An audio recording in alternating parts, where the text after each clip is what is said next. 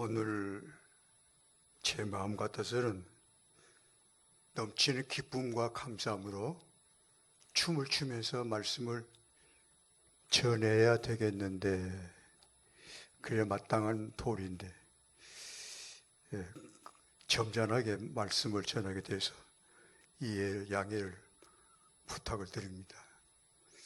오늘 일부 예배 때 보니까 오늘부터 사도신경 연속 강의를 시작하는 때문에 그런지 아시고 말씀을 받는 그릇들을 정식으로 준비해가지고 오시더라고요. 그런 모습을 봤습니다.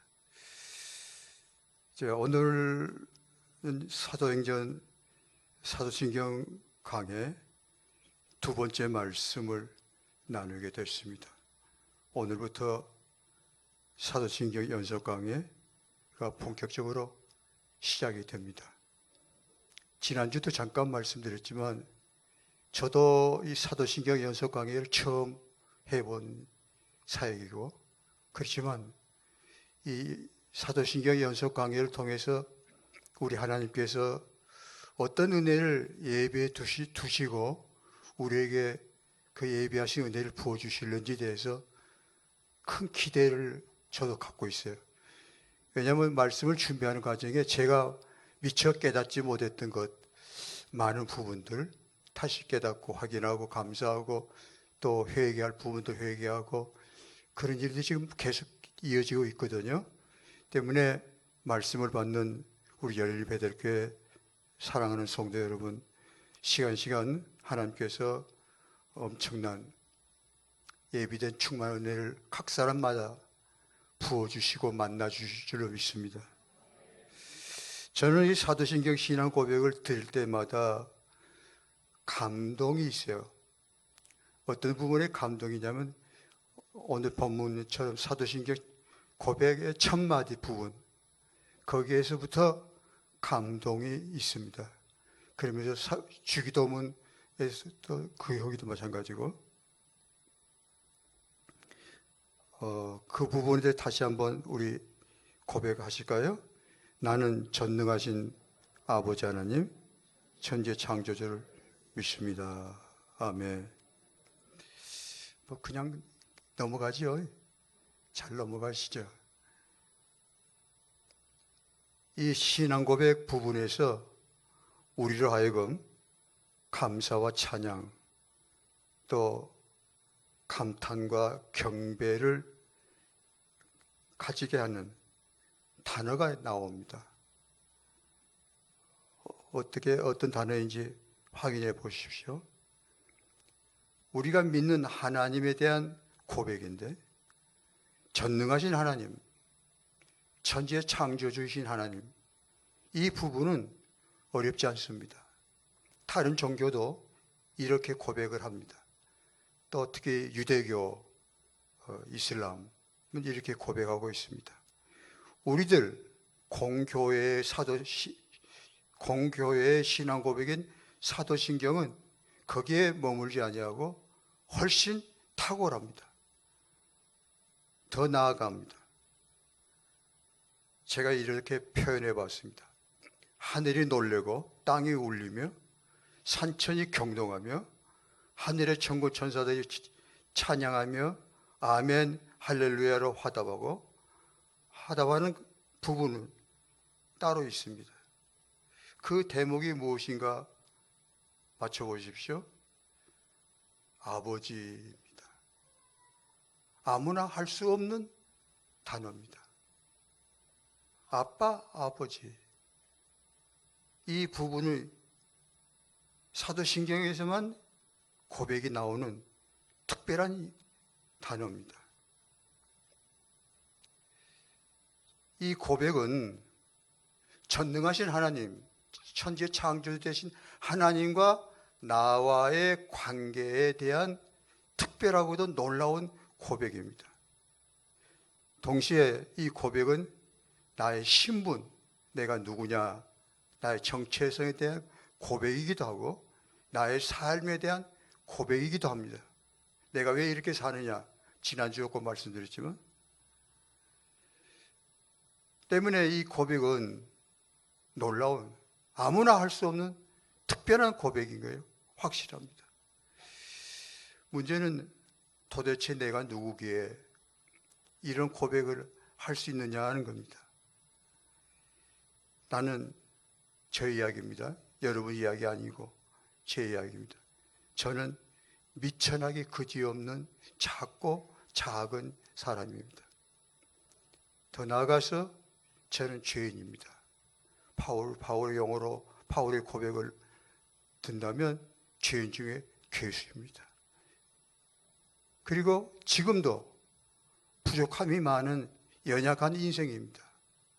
지금도 역시 가난하고요, 허물이 많고요, 아픔이 많고 눈물과 탄식에 젖어 사는 보잘것없는 인생입니다. 이런 내가, 이같이 하찮은 내가 나를 향해서 내가 누구냐라는 고백, 특별히 하나님과의 관계에서 내가 누구냐라는 고백을 하게 되는 그런 자리가 바로 사도신경 신앙 고백할 때마다 그런 자리에 서게 되는 것입니다. 도대체 나는 누구라고 고백합니까? 나는 하나님의 아들이다. 동의하십니까? 공감하십니까? 예, 그런다고 하십시다.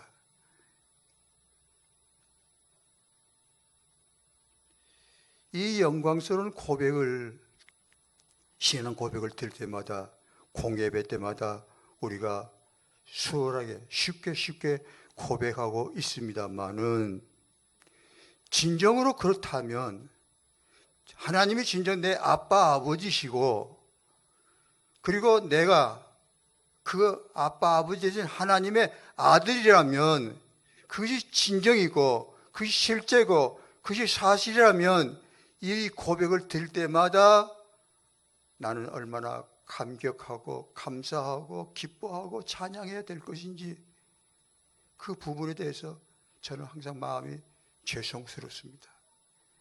마땅히 기뻐해야 되고 감사해야 되고 찬양해야 되고, 또 하나님이 내 아버지시니 담대하게 살 이유가 있잖아요.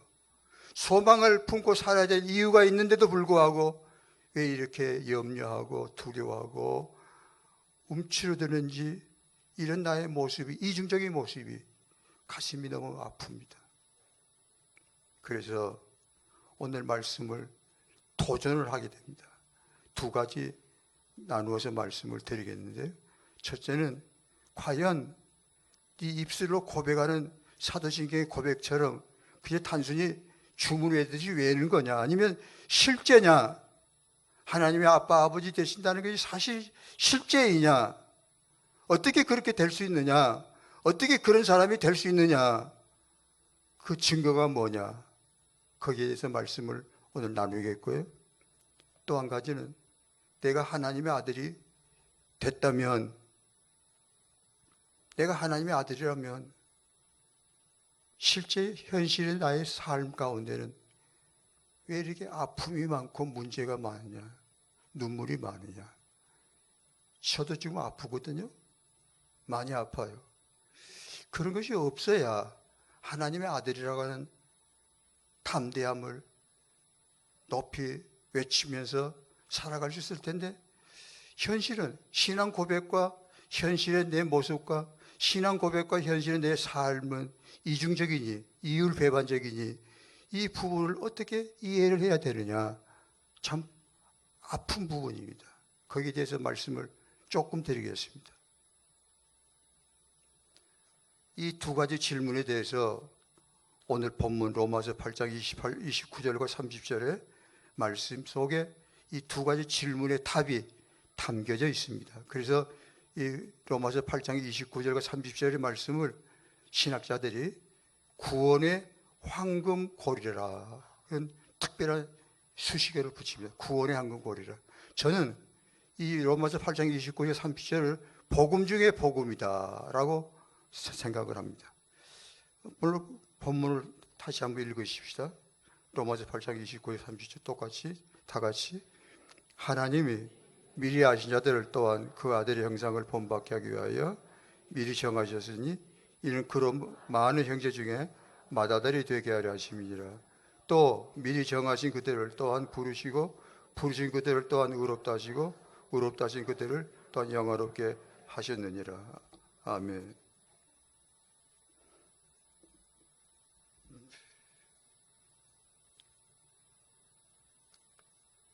자, 그러면 본론으로 들어가겠습니다. 첫째, 그 누가 이 영광, 하나님의 아들됨, 이 영광을 누리냐?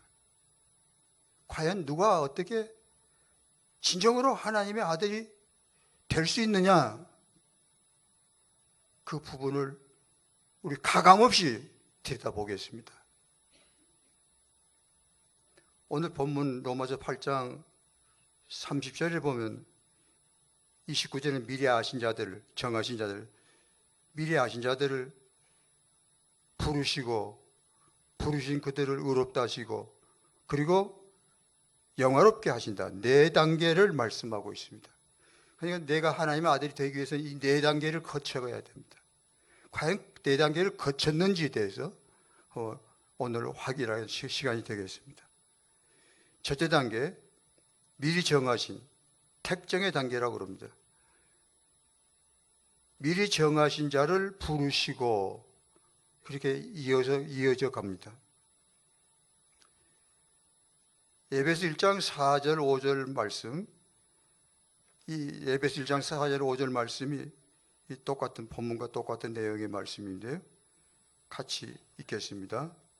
곧 창세전에 그리스도 안에서 우리를 택하사 우리로 사랑 안에서 그 앞에 거룩하고 흠이 없게 하시려고 그 기쁘신 뜻대로 우리를 애정하사 예수 그리스도로 말미암아 자기 아들들이 되게 하셨으니. 아멘. 택하셨다, 미리 정하셨다, 이런 용어가 나옵니다. 말이 많은, 신학적으로 대단히 문제가 많은 용어입니다. 도대체 의미가 뭐냐? 창세전에 택정하셨다, 미리 정하셨다, 구원받은 자녀를, 하나님의 아들 될 사람을 하나님의 영원한 계획 가운데, 의지 가운데 미리 정하셨다. 아무나 되는 게 아니다. 그러면 이 미리 정하셨다, 애정하셨다, 택정하셨다는 의미가 어떻게 이해하느냐? 간단하게 말씀드리면 아무나 자기 의지로, 자기 노력으로, 자기 의로는 하나님의 아들이 될 수 없다 하는 명확한 한계를 말씀하는 겁니다. 왜 될 수 없을까요? 이유는 아주 단순합니다. 로마서 3장 23절 말씀에 따라 하십시오. 모든 사람이 죄를 범하였으니 하나님의 영광에 이르지 못하더니. 이유는 딱 하나입니다. 모든 사람이 뭘 범했으니? 죄를 범했으니. 곧 나는 죄인이기 때문에 하나님의 영광에 들어갈 수가 없습니다. 이 죄를 어떻게 벗어요? 벗을 수 없습니다. 내가 어떻게 의롭게 돼요? 율법의 행위는 의롭게 될 자가 없다고 했습니다. 그러니까 전혀 불가능한 것입니다. 그런데 하나님께서 그런 소망 없는 죄인들 중에 하나님의 영원하신 섭리와 계획 가운데 그 풍성하신 은혜로, 은혜 안에서, 사랑 가운데서 그 누군가, 이 죄인들 중에 그 누군가를 택정하시고 미리 정해 두시는 그런 사람이 있다. 놀라운 일이죠. 만약에 그 사람이 나라면 얼마나 깜짝 놀랄 일입니까? 그런데 아무도 알 수 없습니다. 하나님만이 아시는 비밀 중에 비밀입니다. 그런데 이제 알 수 있는 길이 있습니다. 점점 하나님이 첫째 미리 정해 두시고 창세전에 택정해 두신 그 사람을 이제는 밖으로 나오게 하십니다. 불러내십니다. 그래서 하나님의 아들이 영광 가운데 세우시게 됩니다. 그리고 그 과정을 따라가 보면 내가 하나님의 택한 사람이구나. 할렐루야. 감탄과 경배와 찬양이 터지게 됩니다. 자, 두 번째 단계입니다. 첫 번째 단계는 모르니까요. 우리 모르니까 이게 하나님만이 아시는 착증이기 때문에 택정한 단계. 두 번째 단계는 부르시는 거예요. 본문에 미리 정하신 자를 부르신다. 불러내시는 택정한 자를, 창세자를 택정한 자를 누군지 아무도 알 수 없지만 때가 되면 때가 돼서 하나님께서 그 택정한 자를 향하여 은혜를 부어주심으로 이걸 신학자가 쓰는 용어로 강력한 부르심이다. 거역할 수 없는 부르심이다. 그래. 하나님이 불러내시는 겁니다. 강력한 역사, 능력으로 때가 되면 불러내시는데 이 불러내신다는 의미가 뭐냐면 하나님의 손이 임하여 하나님 손길로 임해서 내 삶 가운데 내 마음과 생각과 감정과 나의 환경과 여건을 주관하셔서 강권적으로 교회에 나가도록, 교회에 나갈 수 없으면 견딜 수 없도록, 예수님을 믿지 않으면 견딜 수 없도록 하나님께서 내 삶 전체를 송두리째 강하신 손길로 주장하신다는 것입니다. 그래서 믿지 않을 수가 없게 돼요. 그때 와서 아무나 더 이상 거역을 못해요. 아무나 더 이상 핑계를 못 대요. 두 손 들고 나와요. 저는 그런 사람을 많이 봤어요. 심지어 어떤 사람은 죽음 직전에 손 들고 나왔습니다. 어느 정도냐면 병원에 입원했는데 뭐 사연을 간단하게 하고 어느 정도까지 이분이 강팍했냐면 내가 기도해 드리겠다 했더니 그것조차도 거절해요. 말도 안 해요. 말도 안 하는데 표정이 싫다고 그거야. 저리 가버려라 그래요. 목사 가버려라. 그런 표정에서 저도 좀 싸납게 나왔죠. 단호하게 병실 문을 열고 나오려고 문을 잡아당기는데 뒤에서 불러요. 목사님. 그 목소리가 귀에 들렸습니다. 뒤돌아보니까 저를 쳐다보더니 그래요. 목사님 꼭 말을 해야 합니까? 꼭 말을 해야 하냐고. 그렇게 사람이 자존심이 강해요. 내려놓지를 못해요. 그래서 돌아섰죠. 돌아서서 그러면 기도하겠습니다. 손 얹고 기도했어요. 울더라고요. 그래서 그때자 마음을 열고 예수님 영접하고 그리고 얼마 후에 천국 갔습니다. 아무나 교회에 들어오지 않습니다. 아무나 예수 믿는 게 아닙니다. 하나님의 택정하신 사람, 그리고 그 택정한 사람을 하나님이 불러주셔야만이 마음을 엽니다. 교회에 나오게 됩니다. 예수님을 믿게 됩니다. 그런 특별한 은혜를 입고 여러분 여기 계신 것입니다. 여러분은 특별히 감사하셔야 됩니다. 기뻐하셔야 됩니다.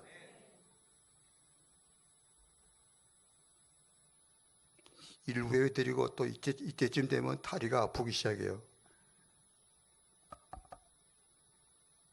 이해하십시오.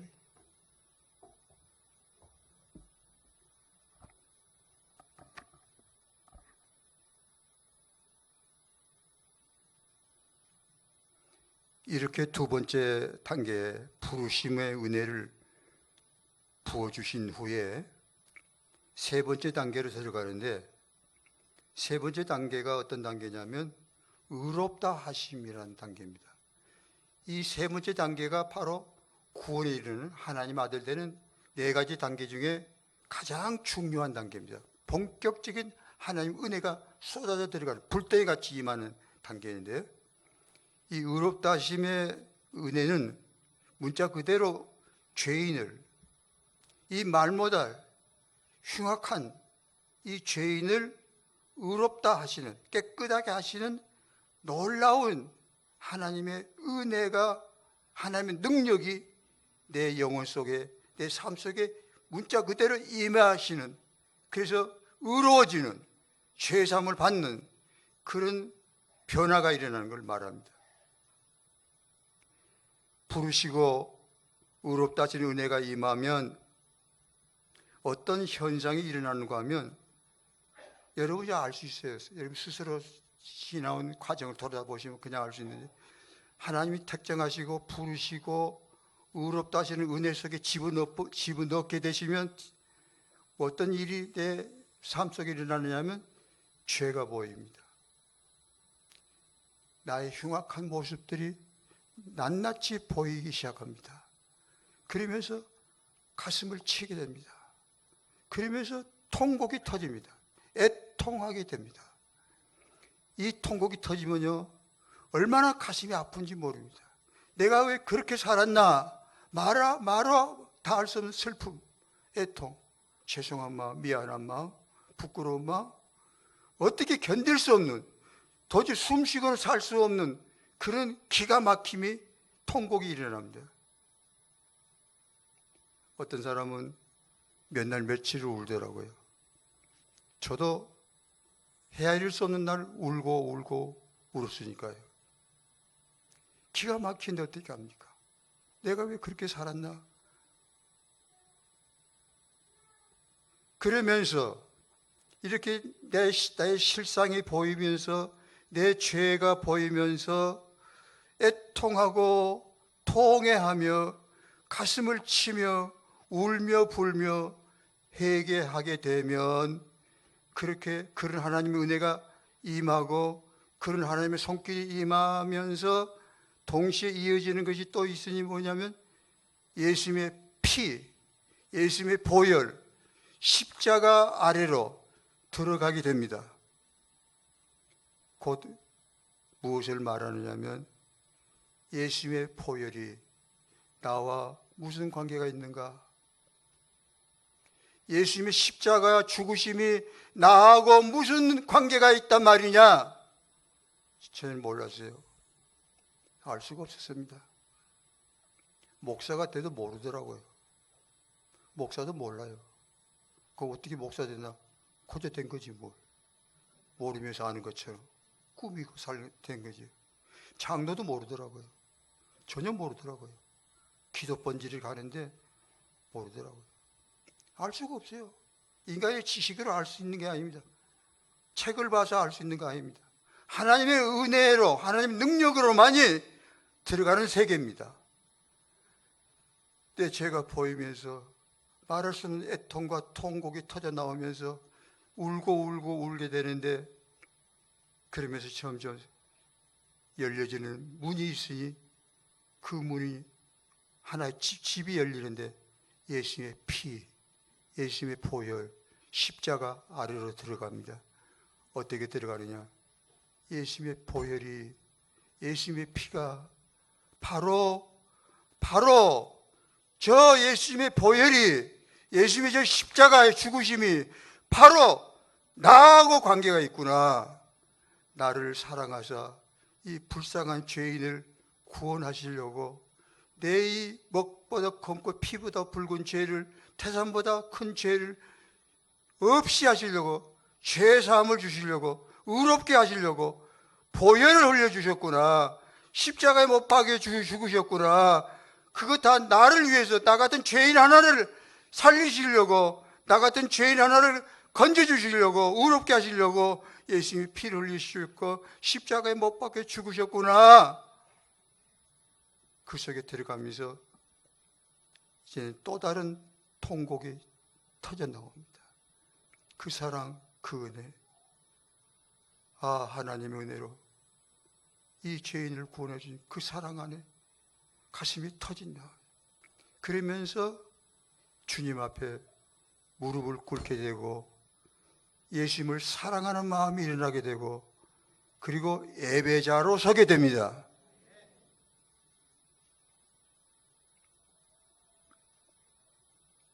그리고 나서 또 이어지는 은혜가 있는데, 이렇게 예수님의 피가, 예수님의 보혈이 바로 나를 구원하시기, 내 죄를 씻기 위해서, 그러니까 내 죄를 씻는 재료는 하늘의 땅 위에 없습니다. 예수 피 외에는 내 죄를 씻을 능력이 없습니다. 하나님의 지혜요, 하나님의 권능입니다. 그래서 예수님이 죽으셨던 것입니다. 이 은혜 안에 들어가게 되면요, 그 다음에 또 이어지는 성경이 쫙 열립니다. 이전에 그렇게 믿어보려고 하고 이해해보려고 해도 알 수 없었던 성경이 문자 그대로 성경 전체가, 성경의 모든 기록이, 성경의 모든 말씀들이 100% 믿어집니다. 받아들여집니다. 아멘으로 받아들여지게 됩니다. 그래서 예수의 피, 십자가는 성경의 모든 진리를 여는 마스터키입니다. 그런 은혜까지 여러분에게 임하신 줄 믿습니다. 네 번째 단계로 들어갑니다. 이 네 번째 단계로 들어가면 과정이 그래요. 이전의 과정을 건너뛸 수 없습니다. 반드시 거쳐야 됩니다. 미리 정하신 자야 되고요. 아무나 하는 거 아닙니다. 미리 정하신 자가 둘째로 부르심을 받게 되고요. 부르심을 받으면서 회개하게 되고요. 이 모든 이 세 가지 단계가 하나님의 은혜요, 하나님의 능력입니다. 내가 한 게 아닙니다. 그렇게 하게 만드셨습니다. 그렇게 되게 만드시는 것입니다. 그런 은혜를 받으신 분 크게 아멘 하세요. 정말로 받으신 분만 아멘 하세요. 누가 아니랄까 봐서. 그렇죠. 이제는 모르면서도 아는 척 했어요. 아멘 그랬어요. 정말로 몰라요. 받아본 적이 없거든요. 먹어봤어야지. 예수의 피를 만나봤어요. 예수의 피 맛을 봤어야지. 그러니 내가 참 슬픈 바보입니다.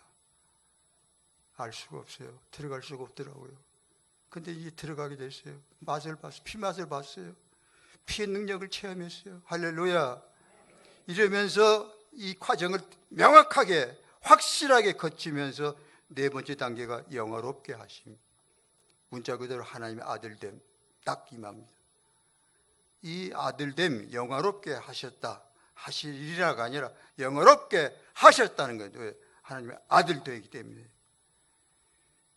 이 부분을 성경에서는 성령 임하셨다라고 표현합니다. 에베소 1장 13절 그의 여러 군데서. 그러니까 하나님의 아들이 되면 성령이 임하시게 되고 곧 하나님이 오시게 돼요. 내게 말입니다. 이 미천한 인생 같아요.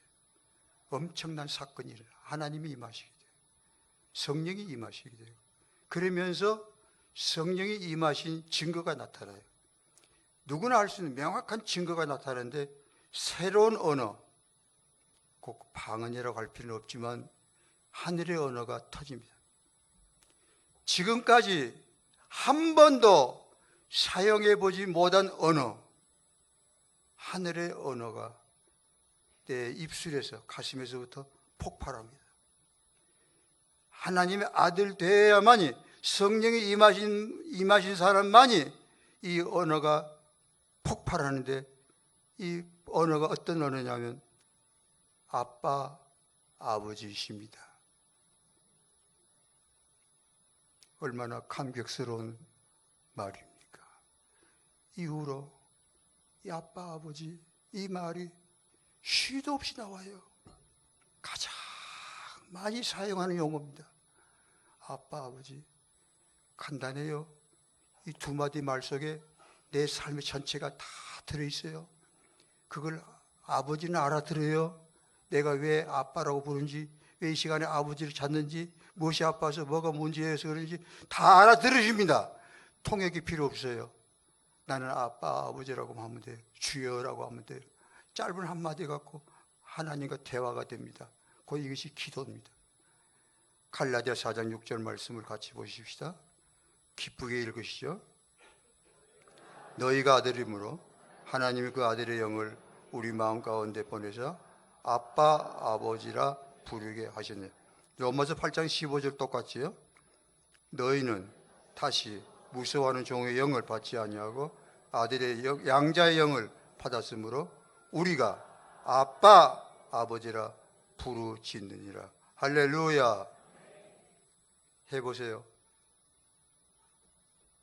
해보시라고요. 건성을 하지 마시고 조금 진정을 담아서 아빠. 왜 아빠라는 말을 성경에 썼는지 모르겠어요. 아버지라고 하면 될 텐데. 아빠, 아버지. 눈물이 솟구치려고 그래요. 나를 아시는 분이 계세요. 나를 사랑하시는 분이 계세요. 나를 이해해 주시는 분이 계세요. 나를 보살펴 주실 아버지가 계세요. 나는 고아 아닙니다. 그래서 저는 이 나이 먹도록 아빠, 아버지가 계신 것이 얼마나 감사한지 모르겠어요. 형제자매 여러분, 여러분은 고아가 아닙니다. 하나님의 아들입니다. 아빠, 아버지가 계세요. 여러분 보고 계세요. 여러분 눈물을 보고 계십니다. 여러분 아픔을 헤아리고 계십니다. 아빠, 아버지, 하늘의 언어입니다. 이것이 4단계. 이렇게 거쳐서 명확한 과정을 거쳐서 하나님의 능력 안에서 하나님의 은혜 안에서 나는 죄인인데 하나님의 아들이 됐습니다. 모든 영광을 올려드립니다. 이제 마지막 2번째 질문에 대해서 간단하게 말씀드리겠습니다. 이렇게 하나님의 아들이 됐는데 현실, 나의 삶의 모습, 현실은 왜 이렇게 답답합니까? 왜 이렇게 아픔이 많습니까? 눈물이 있습니까? 근심과 걱정을 벗어나지를 못합니까? 하나님 아들이 됐는데 왜 나는 여전히 짜증을 합니까? 이런 나의 모습 때문에 가슴이 무너질 때가 많습니다. 뭘까 이게? 아빠, 아버지, 이 부분 때문에 아빠, 아버지를 얼마나 찾았는지 모릅니다. 저는 아빠, 아버지, 이게 뭐예요? 이건 뭡니까? 이건 왜 주시나요? 왜 이게 이렇게 가야 합니까? 수없는 질문을 던지고 또 던졌습니다. 거기에 대한 명확한 대답은 한마디 해주셨는데 오늘 본문 로마서 8장 29절에 이에 대한 이 의문에 대한 대답이 나와 있습니다. 로마서 8장 29절 말씀을 큰 소리로 읽으십시다. 하나님이 미리 아신 자들을 또한 그 아들의 형상을 본받게 하기 위하여 미리 정하셨으니 이는 그로 많은 형제 중에 맏아들이 되게 하려 하십니다. 아멘.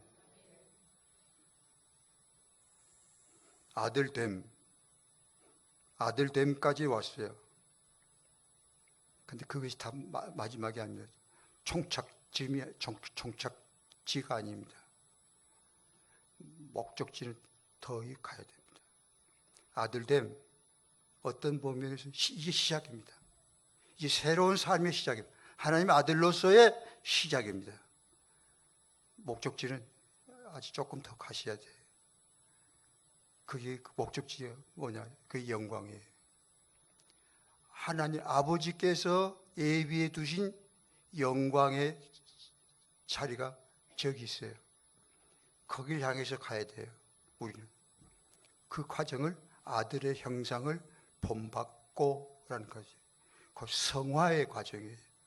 이제 우리는 하나님 아들 된 나는 하나님 아들 되기 때문에 강한 자가 되는 거예요. 부유한 자가 되고 아픔과 눈물 없는 자가 되는 것이 아니에요. 그게 아버지 뜻이 아닙니다. 아버지 뜻과 계획은 나로 하여금 아들의 형상, 예수님의 닮아가는 거예요. 이게 진정한 아버지가 예비하신 영광의 자리에 들어가는 과정입니다. 곧 내게 이 땅에 사는 나에게 날마다 아픔이 있고 약함이 있고 눈물이 있고 탄식이 있으면 지금 나를 아들 된 나를 아들의 형상, 예비하신 영광에 이르는 과정, 아버지의 사랑의 손길 안에 있는 증거입니다. 그래서 이 땅에서 당하는 모든 고난과 환난은 영광을 예비하는 아버지의 손길입니다. 이 말씀이 고린도서 4장 17절인데 제가 평생 붙잡고 의지하고 살았던 말씀입니다. 고린도서 4장 17절 다 같이 읽어보시죠.